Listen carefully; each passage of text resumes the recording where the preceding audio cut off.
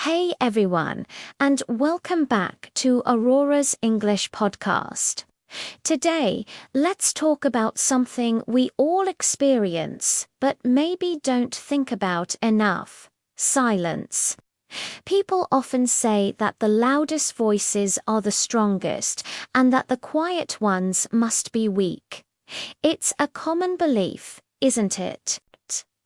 The person who shouts the most in a meeting, or the one who dominates a conversation, is seen as confident and in control.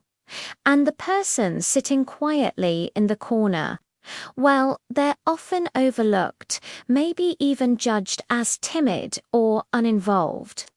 But I want to challenge that idea. Have you ever stopped to notice that the quietest people in the room are often the ones who know exactly what's going on? While everyone else is busy talking, they're observing, listening, and processing. They see the little details others miss, they understand the unspoken dynamics, and they piece together the full picture. Their silence isn't emptiness, it's a space filled with observation and thought. Think about it. Silence doesn't always mean you're giving up or that you don't have an opinion. Sometimes it's a conscious choice. It's a sign that you've already processed the situation and understand enough to know that adding more noise isn't necessary. You've reached a level of clarity where you don't need to prove your point or fight to be heard. You're content with your own understanding. Let me tell you, this is a powerful place to be. It's a form of wisdom. Not every situation needs your explanation. Not every argument deserves your energy. Learning to distinguish between the battles worth fighting and the noise worth ignoring is a huge part of personal growth. Why waste your breath on a debate that goes nowhere? Why exhaust yourself trying to convince someone who isn't willing to listen? Choosing silence is an act of self-preservation. It's about protecting your peace. It doesn't make you small or insignificant. On the contrary, it shows you've grown enough to prioritize your own inner calm over the chaos of external validation. It's the strength to walk away, not because you're lost, but because you're wise enough to know your energy is better spent elsewhere. So, the next time you find yourself being the quiet one in a noisy room, don't see it as a weakness, see it as a strength.